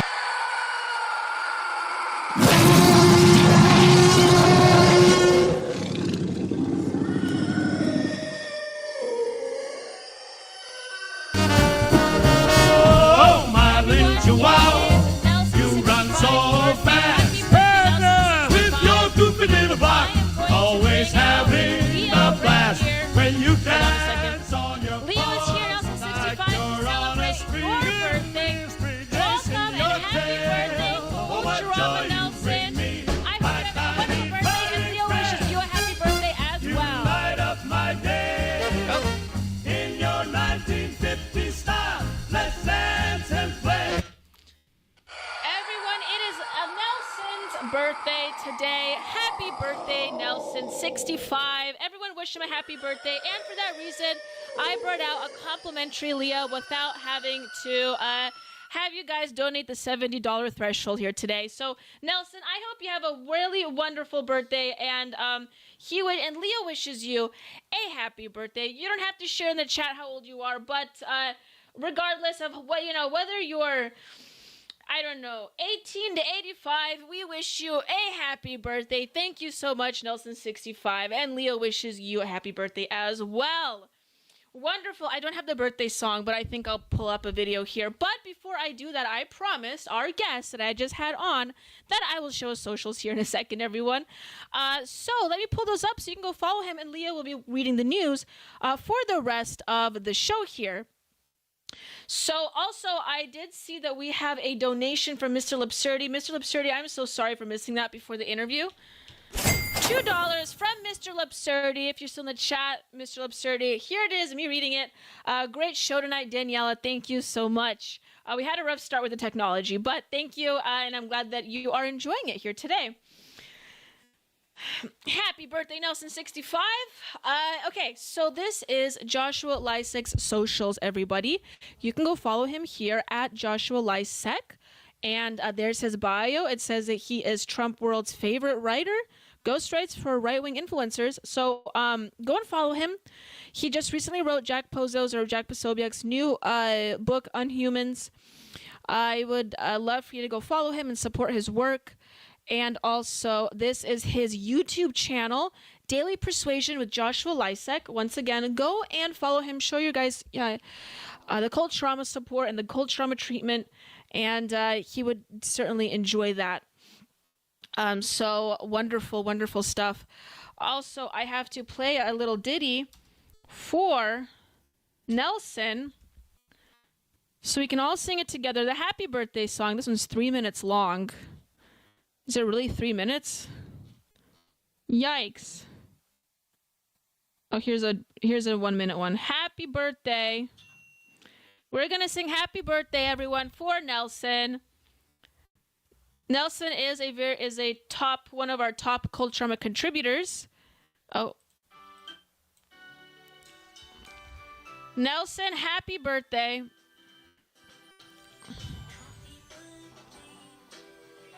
This is like for little kids. Let me pull another one up. Let's just do the 3 minute one. That one's like for little kids. Let's do this one. Here we go. Happy birthday, Nelson!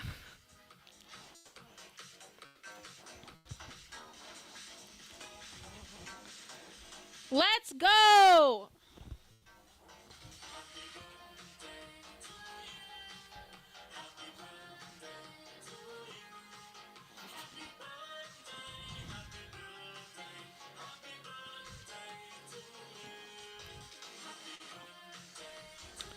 Okay. That's like a 3 minute one. That was a 3 minute gag right there. Quest Fanning donated $5. Thank you so much, Quest Fanning. Euro, I'm very late to the party. Apologies and cheers.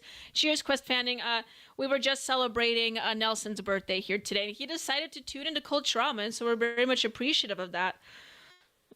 So we wish you a long and happy life, Nelson. And so thank you so much for joining us today. Thank you. Does Leo howl when he hears music? He does howl occasionally. I only ever heard him howl when the siren, like the fire siren, goes off. And he needs to hear like a really high-pitched whistle to howl. Now, he will howl, and he loves to sing when he hears that high-pitched tune. I don't think I will find it online. He has to audibly hear it in person, like it can't be done online. So I've only ever heard him howl to a fire siren, and if I like howl really loudly in a high pitch. And he has to be in like a good mood, and he has to feel like he's not being watched. It's very strange. I have to like howl at him and not look at him, because he gets shy if he gets observed while he's being howled to. So, or when he's being observed howling. So to answer your question, Nelson 65. Anyways. Complimentary Leo, everyone. Congrats, Nelson. We have a couple more stories to cover, and I want to open up with this because we have a few L's to talk about, you guys, because the Trump admin is not doing so hot, and I want to talk about it why. Now, listen, I like what Trump is doing, and I am so glad. I want to open up with this. I am so glad that Donald Trump is the president and not wretched Kamala Harris, okay? Otherwise, we would be in, I would say, severe amounts of turmoil than we are right now. But we have to keep the administration accountable for where there are potential failures and weaknesses, and that's why I'm going to be talking about this here today. If you guys know who Stone Toss is, Stone Toss Comics, classic, I recommend you go follow their comics. But they wrote this, or they illustrated this piece. As you can see here, this MAGA supporter said that they're taking our jobs, and Trump goes over and says, here's a scholarship too. Typical Trump. No, I'm sorry. Unusual Trump L. Unusual Trump L. Trump has been having a lot of W's, but this, you guys, the statement that he has made is questionable. Let's read it together. Trump needs to stop listening to some of the business scumbags from his past life. Farmers can hire seasonal workers like they have for generations. Hotels can hire teenagers. What is this account responding to? Okay, let's give it a read. Trump posted this on Truth Social. Leo, you are shedding like crazy. Unbelievable.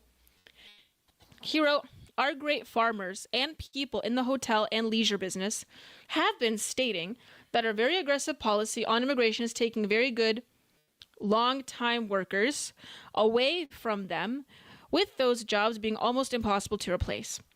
In many cases, the criminals allowed into our country by the very stupid Biden open borders policy are applying for those jobs. This is not good. We must protect our farmers, but get the criminals out of the USA. Changes are coming. And then on top of that, he did also make this statement. Trump on foreign students, we have 500,000 Chinese students coming in. I've always been in favor of it, he adds. Let's take a listen. Wait a second. Is my desktop on? There we go. Countries. I've always been in favor of students coming in from other countries. That includes China. And we have 500,000 Chinese students coming in. I've always been in favor of it. Does it mean that you have to watch people? Yeah, you have to watch students, but you have to watch other people also. I've always been strongly in favor of it. I think it's a great thing. It's good for our schools. I think it's good for our country. I'm also in favor of having them stay. I've been in favor of letting them stay. If you get educated for 4 years, you're willing to get educated for 4 years. I like people being able to stay. You know, they have some great students. You have some. I've always been in favor of students coming in. So here's my thoughts on this, and I'll just keep it brief because I know I have to end this show pretty soon here because of the Liberty Tonight show coming up, and that's going to be exciting and fun. But let me just put in my 2 cents before I have to wrap it up here. I think this is bogus. It goes against what the people have voted Trump on originally. Originally, people responded because they were They wanted change in immigration policy, in immigration reform. They wanted to see it happen. And yes, even though Trump made it clear that he is going after criminality that is being cultivated in the United States through these populations that are coming in from the southern border, and we must of utmost focus on the criminality first. But, and I talked about this before, the reason why we are experiencing a lot of the issues that we are in our country, the lower birth rates, okay? The poor school admissions among heritage Americans, the job market that is just floundering for college graduates, and the housing market, which I would say is the worst offender of them all, is due to the fact that a lot of the housing that is being provided for and funded for government grants funneled through NGOs that provide housing for immigrants in this country, criminal or not criminal, whether or not, that came as refugees or by any other means. And that is also limiting the housing market and making it more expensive. And I think that is quite unfortunate because we have had people that lived here for generations, or even they may have not lived here as a heritage American for generations, but they have completely assimilated, have become citizens, are contributing, and they still cannot make their way in this country. Meanwhile, we are accommodating all of these foreign nationals. Some of them are on dual citizenship, some of them are on the H-1B visa program, so on and so forth, and including these Chinese students that are completely inundating our higher academic school system. Ivy Leagues are majority minority now, so to speak. Most of them are Chinese students, like he's saying. And then the remainder are given to these DEI admissions that are non-white, okay? Ivy League schools are practically a joke now. As we know, the leader of China, his daughter has attended Harvard. A lot of these students are also coming in on the dime of their parents. Okay, very, very wealthy individuals, if we're talking about the Chinese. And they come in here, they inundate our schools, they rack up the price of the housing market and the rental market within those regions and within those college towns that some of them were once originally rather small and affordable, so that citizens cannot even afford, a college citizen cannot even afford an apartment in that area. That's a problem. That's a problem for the longevity of our country and our country's peoples. Once again, do we not have a national identity or a national people? All that means is that if you are a citizen, you should be given accommodations like this first. But we're not. We're giving it to foreign nationals. We're giving it to people with dual citizenships. We're giving it to people with dual interests, specifically, and with these H-1B visa programs that make living here in this country not only uncomfortable, but sometimes impossible for a lot of people, young adults that just want to start their lives. And that's the problem. And then on top of this, as far as a farmer issue is concerned, yes, we should focus on criminality. I 100% say that should come first. But come on, you guys.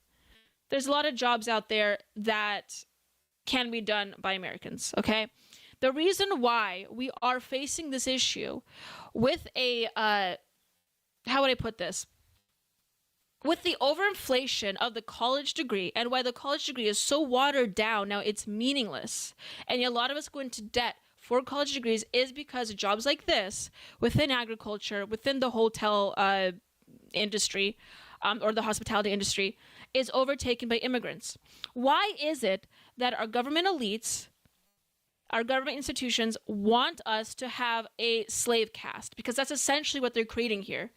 With these third world immigrants, frankly, coming into our country, we are recreating a caste system, or we are creating a caste system, which is not only class-based, but weirdly enough, guys, it's becoming ethnic-based. It's really weird. Listen, we're not India. We don't need a caste system. It's one thing to have a class hierarchy. That's natural. There's stratification of class is a natural byproduct of any nation, of any developing nation, okay? That's going to happen. We're not going to live in a classless country. However, by importing these people happily and inundating these industries like agriculture and hospitality that Donald Trump has just mentioned with these immigrants, a lot of them illegal. We're creating this strange hierarchy where it seems like one type of immigrant, in this case, it would be people from Mexico, are overtaking this industry as like a labor class. Now, I thought in our country, color doesn't matter. And I know they're not imposing this policy simply based on color alone, right? Or nationality alone. But this is the natural outcome of what is happening here, okay? So we're having this weird slave class that just doesn't belong in our country. Once again, the reason why the college degree is watered down and it's meaningless is because a lot of heritage Americans or Americans like you and I, that are citizens, go to these schools because we were taught that, college is for us and everyone else can do those dirty jobs, right? Now, trade jobs are becoming more popular now, thank goodness. People are understanding finally that alternatives exist. Technical colleges are rising more in admission rates than four-year colleges. That's awesome. But we have to be aware, okay, of like second order of thinking, of like long-term thinking, of how we can actually resolve this issue with college debt and with the job market. Once again, with the college degree, my master's degree is probably meaningless at this point because I was taught, well, I wanted to go to school, but everyone's taught that they should all go to school. Meanwhile, jobs like this, which can be done with people by, your salt of the earth American, that could be done with these people. Meanwhile, colleges, first of all, wouldn't be inundated with the DEI issue, first and foremost. Second of all, we could have people that actually deserve to be in college, okay? This is why so many people are in debt. They want to enslave us with this debt because they're replacing the jobs that we could have done, even as teenagers, as this aesthetic account points out, even by teenagers, can be done by these people. Meanwhile, older individuals can go to college and pursue more white-collar careers, I guess you could say. So that's very unfortunate that Donald Trump is responding in this way, okay?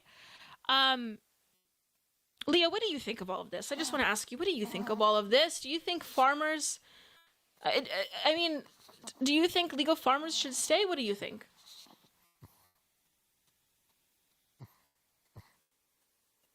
Fascinating. Well, being a Chihuahua, he's against all deportations, he said. Don't worry, Leo, they're not going to deport you. You're not a human. Even though you're Chihuahua, but you're not a human.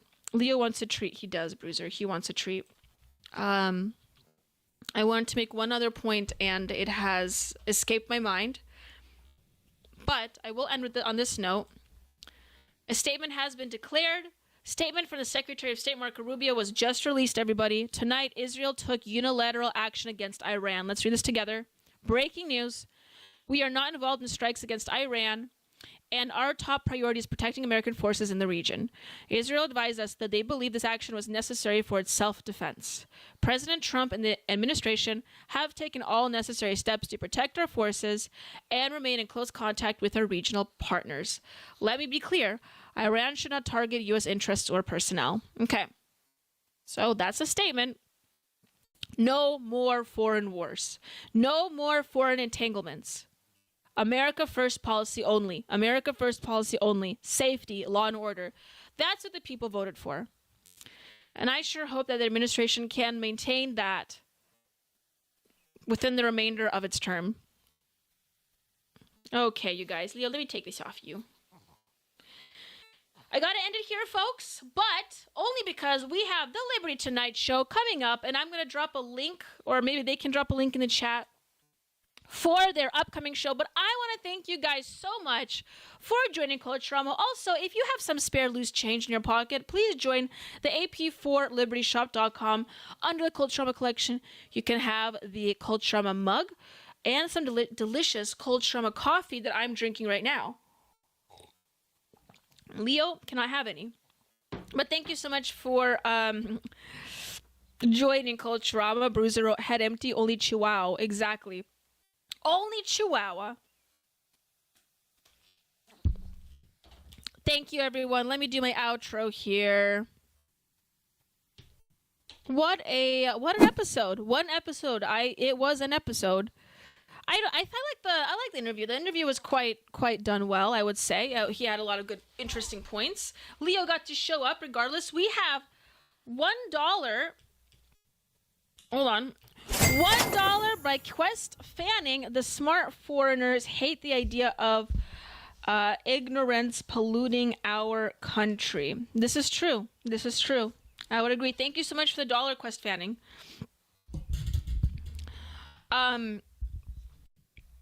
We need to be skeptical of who we're bringing in. 100%. We need to be more skeptical. This is getting. I was frankly shocked that Trump said that, but about the farmers. But you know what? I'm gonna have faith in him. I think he's gonna do good stuff regardless. Let's just pray for him, you guys, and pray for each other. Okay. Pray for our economy. Let me do the outro. I love the coffee mug. Love the coffee. Looking for to buy the mug. Thank you, Quest Fanning. That's really nice of you. Thank you for Leo. He made my day. Thank you so much, Nelson. And I do hope you have a happy birthday. I don't know if the birthday song played because my desktop feature was off when I played it. But we do wish you a happy birthday, and Leo does as well. And Leo appreciates that you got the pillow. And everyone, if you want this pillow, it's also on the Culturama shop right here. My dysgenic dog. Oh my goodness. Oh my goodness. We have $10 from Row House, the one and only. Before you go support Daniela, thank you so much, Row House. That is so appreciated. I'm so appreciative. I can't talk. I am so appreciative of you, Row House. I do really appreciate your guys' support and love for Culturama and what it is that I do. Thank you so much. Row House is the man, Quest Fanning. He's generous. Thank you, Row House. Very, very generous. And you guys got to see Leo today. So that made everyone's day. Okay, I have to leave. The Liberty Tonight show is starting, everyone. Let me do my outro.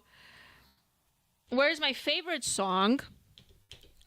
In the heart they gather strong. Everyone, let's continue reclaiming the elements and the values of traditional Americana and bring them back into the American zeitgeist and culture, everyone.